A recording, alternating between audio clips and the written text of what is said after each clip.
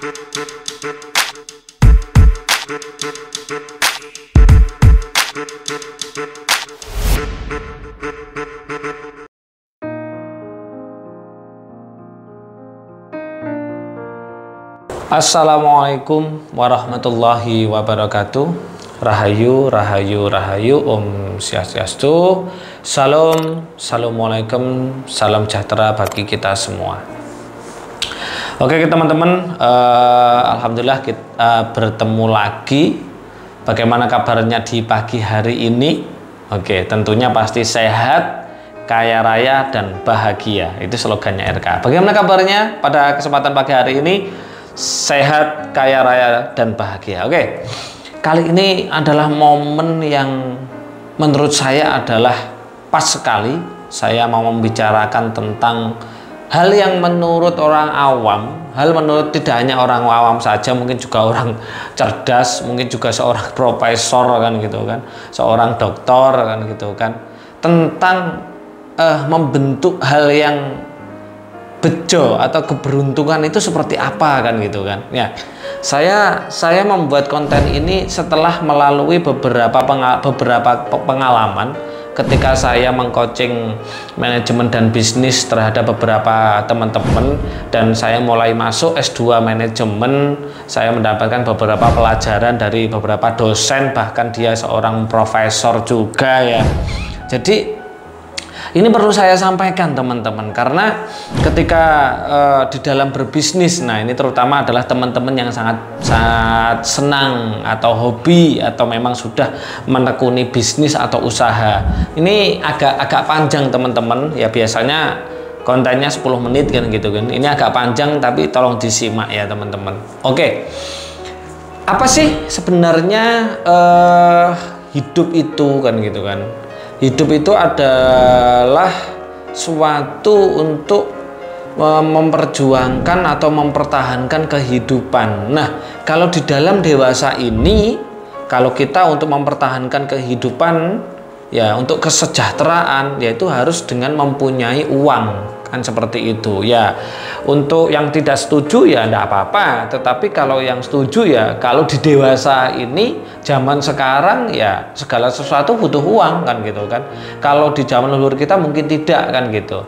Oke, saya akan kepada topik awal dulu ya teman-teman, supaya teman-teman bahwa sadar ya bahwa sikap, sifat, dan karakter uang itu seperti apa sebelum kita membentuk kata bejo atau berkeberuntungan. Karena selama ini manusia, gini loh teman-teman ya, selama ini manusia beranggapan, berasumsi bahwa bejo atau keberuntungan itu adalah sebuah momen di mana yang tidak bisa diciptakan. Tetapi kalau sudah ada ilmunya, dan saya sudah menemukan ilmunya untuk menjadi manusia bejo itu seperti apa, nanti saya ulas panjang di sini. Tapi sebelumnya saya rentetan dulu teman-teman ya. Ya, untuk masalah uang dan kekayaan gitu ya. Kalau memang sebuah uang dan kekayaan itu datang karena pekerjaan, harusnya teman-teman yang bekerja mulai dari pagi sampai malam gitu kan, kuli bangunan, buruh pabrik dan lain-lain, yang dia berangkat pagi sampai sore bahkan lembur malam, ya harusnya hidupnya kaya raya karena bekerja. Nah itu mindsetnya orang umum, orang awam yang tidak paham alur keuangan, alur uang itu apa, itu nggak paham mereka. Akhirnya menganggap kalau tidak bekerja tidak dapat uang. Akhirnya apa? Mereka bekerja, masuk pabrik, jadi kuli, jadi macam-macam. Harusnya mereka bekerja itu harus orang kaya, karena memang dia memahami kalau tidak bekerja tidak dapat uang. Nah seperti itu. Ternyata tidak kan? Ternyata mereka berangkat pagi, pulang sore, bahkan sampai lembur, hidupnya ya gitu-gitu doang. Ya bener ya. Oke. Yang kedua, jika memang uang dan kekayaan datang karena banyaknya waktu bekerja, ya harusnya warung-warung kopi yang buka 24 jam gitu ya, harusnya kaya raya kan gitu kan. Harusnya kaya raya. Tetapi teman-teman banyak juga yang membuka warung kopi, angkringan dan lain-lain. Ya uangnya gitu-gitu aja, apalagi yang dibuat modal adalah uang hutang kan gitu, kur kan gitu kan. Aduh, itu malah bermasalah gitu. Nah, ternyata juga bukan karena dua ini.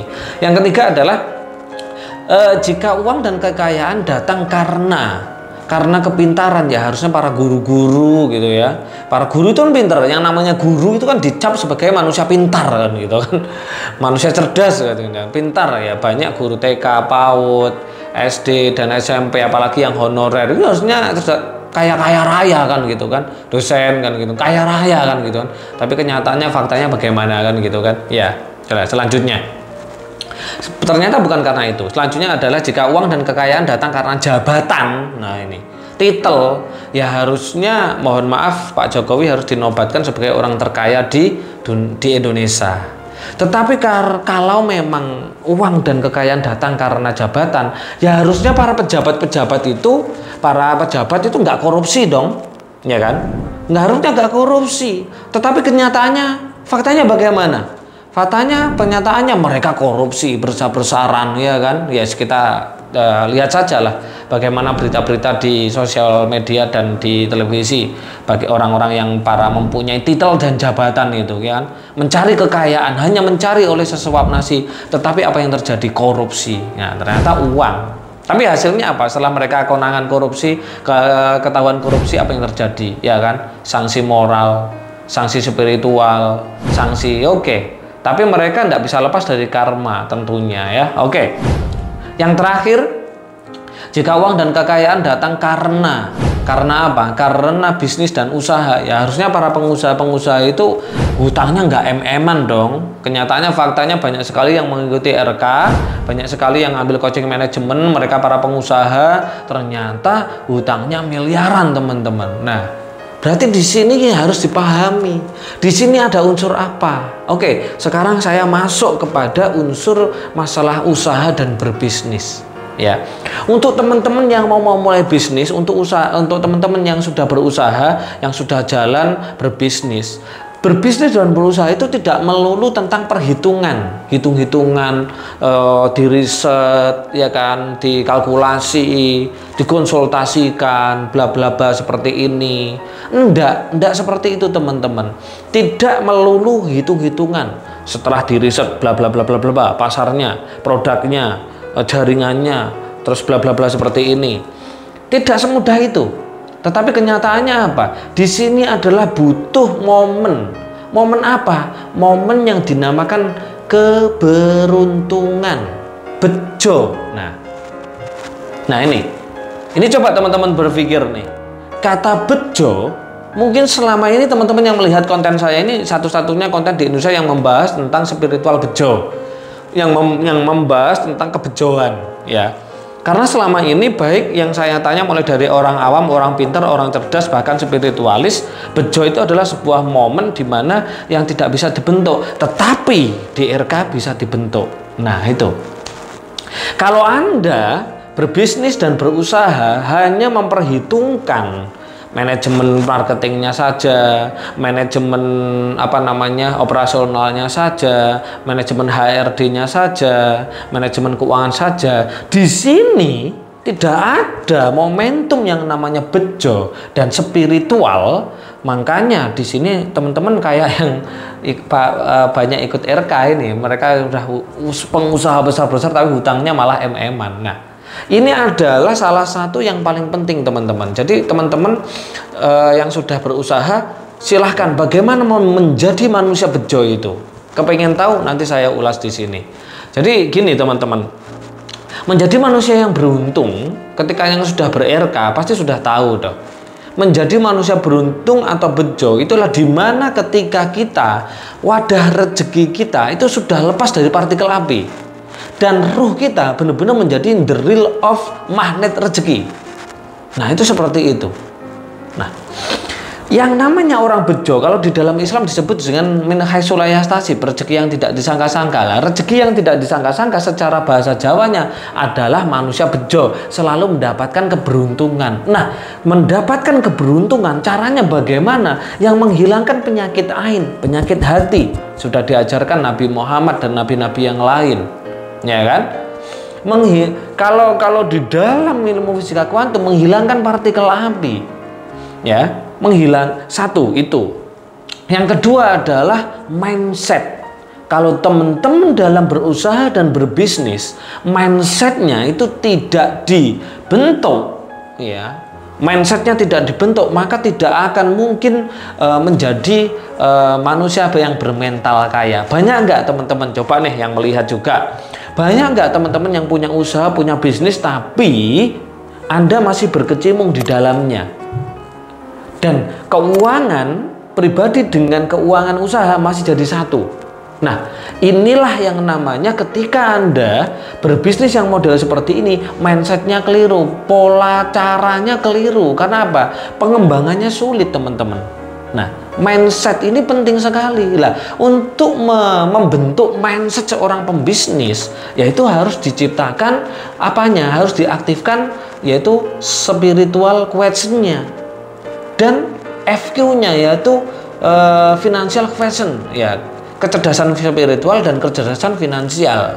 Satu, teman-teman, untuk mengaktifkan kecerdasan spiritual dan finansial hanya mengaktifkan gland pineal.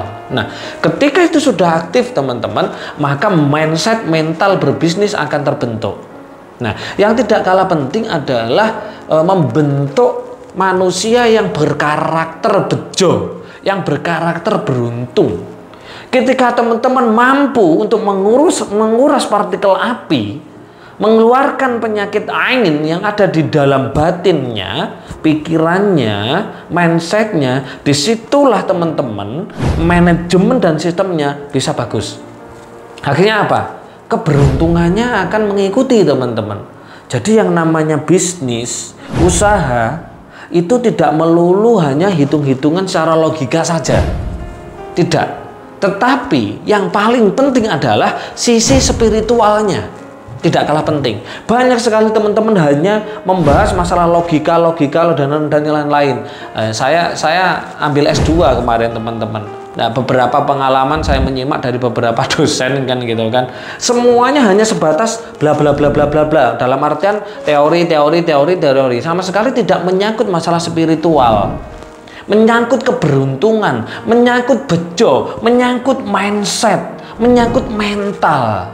Ya, saya tadi sudah bilang ya. Yang terakhir, banyak sekali memang uang datang karena bisnis dan usaha. Kenapa semakin besar bisnis seseorang, semakin besar usaha seseorang, semakin besar pula hutangnya, bahkan MM-an. Dan saya punya teman-teman yang model seperti itu.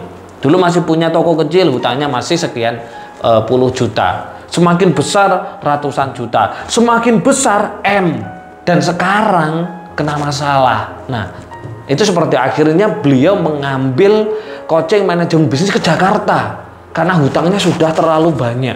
Nah, ini teman-teman, ini masalah apa? Masalahnya adalah ketika Anda dalam berbisnis, dalam berusaha, mengenyampingkan sisi spiritual. Dikira itu spiritual itu adalah faktor yang berbeda. Tidak. Spiritual itu adalah satu kesatuan yang ada di dalam diri manusia dalam menjalankan kehidupan, terutama dalam berbisnis dan berusaha untuk menjadi manusia bejo. Karena apa? Orang pintar, orang cerdas itu hanya kalah dengan orang bejo. Dan bejo tidak melihat dia pintar, dia cerdas, dia bodoh, dia tolol. Tidak. Tetapi bejo hanya bisa dibentuk, hanya bisa dicapai ketika menjadi manusia baik terhadap diri sendiri, baik terhadap orang lain, baik terhadap keadaan. Dalam artian membuang partikel api. Dan di sini di dalam RK sudah ada tata caranya dengan sangat-sangat mudah. Bayangkan. Kalau kita melihat sejarah bahwa ada beberapa dari nabi-nabi, terutama Nabi Muhammad. Nabi Muhammad adalah manusia bejo, teman-teman. Manusia yang sangat beruntung. Buktinya apa? Sampai keturunan detik ini itu kaya raya semuanya. Bahkan yang berada di Arab dijamin oleh Raja Saud. Luar biasa. Saking bejonya beliau, saking beruntungnya beliau. Coba, Nabi Muhammad sebelum dia berdagang, Nabi Muhammad sebelum berbisnis dengan istrinya Siti Khotijah yang notabene beliau adalah seorang pembisnis. Apa yang dilakukan pertama? Berspiritual. Berapa tahun di Gua Hira? 15 tahun berspiritual hanya menghilangkan penyakit hati, dan akhirnya apa? Kebejoannya, keberuntungannya muncul, teman-teman. Anda berusaha hitung-hitungan doang, tidak dilihat mindsetnya bagaimana, mentalnya bagaimana, tidak dilihat bagaimana kondisi bejo. Apa sih kata lain bejo? Kata lain bejo adalah keberuntungan. Apa sih kata lain keberuntungan secara ilmu hipnoterapi? Adalah sebuah keadaan di mana manusia vibrasi dan getarannya tinggi. Ketika vibrasi dan getarannya tinggi, itulah marketing langit. Disitulah uang akan setara, akan sejajar, makanya akan cepat. Makanya teman-teman yang mengambil coaching manajemen bisnis di dalam dengan GKY atau dengan RK atau dengan saya, ada sisi coaching manajemen spiritual dan kebejoan serta apa? Marketing langit. Nah, ini yang tidak dimiliki mungkin orang lain, teman-teman. Jadi yang paling penting adalah di situ. Yang kedua, ketika mengambil coaching manajemen dan bisnis di GKY dan di saya, ini yang paling penting adalah saya akan membawa teman-teman dalam keadaan tidak terjadi hal penurunan. Karena hukum penurunan, hukum semesta atau sunatullah penurunan itu pasti terjadi pada siapapun. Kalau target omset sudah mencapai di atas, ini pasti turun. Orang naik gunung pasti juga akan turun. Kalau sudah kecil, dewasa, tua, dan kembali kecil lagi. Nah, ini tidak dimiliki oleh teman-teman yang lain, dan saya terapkan hanya masih kepada 2 orang saja. Beberapa orang belum. Ya, beberapa orang belum yang ambil coaching manajemen dan bisnis. Cuma teman-teman kalau sudah sudah melihat video ini yang sudah saya coaching manajemen bisnis, bisa menyelesaikan administrasinya, akan mendapatkan bimbingan saya yang seperti ini. Jadi gitu. Jadi yang namanya hukum penurunan itu tidak bisa dihindari, teman-teman. Tetapi apa yang terjadi bisa disiasati. Nah, disinilah pentingnya kita kalau mau berusaha, mau berbisnis, kita itbak dulu kepada Rasulullah bagi yang muslim. Berspiritual dulu. Membentuk karakter manusia bejo. Membentuk karakter manusia keberuntungan. Supaya ketika kita berbisnis, supaya kita berusaha selalu dalam hal keberuntungan. Masalah itu tidak ada. Sehingga manajemen dan bisnis bisa dengan mudah dijalankan. Oke teman-teman, jangan lupa ya like, subscribe, dan komen tentunya, serta share kepada teman-teman supaya teman-teman yang sudah terlanjur berusaha berbisnis itu membentuk kebejoannya, membentuk keberuntungannya di dalam diri sendiri. Karena ternyata suatu kebejoan itu adalah bukan suatu momen yang tidak bisa dibentuk, melainkan momen yang bisa dibentuk banget. Hidup saya selalu beruntung, teman-teman. Pernah nggak Anda ngerasani teman-teman lah ya, orang kaya itu loh ya, kok selalu ya beruntung, selalu seperti itu, dapat keuntungan ini, dapat keuntungan ini, bahkan dapat hadiah gini-gini.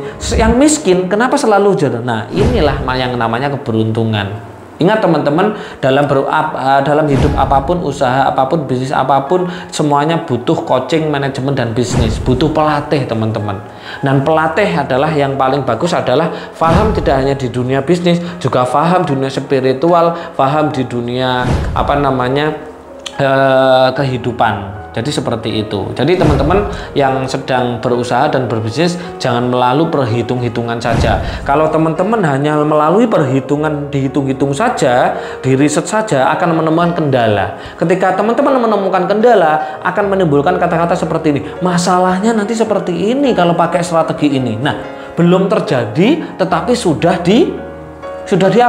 dipasang masalah di sini. Apalagi kalau berkonsultasi dengan orang yang keliru.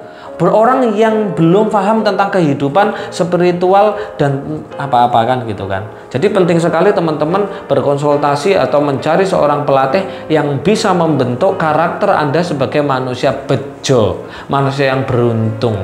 Manusia bejo dan beruntung kuncinya cuma satu.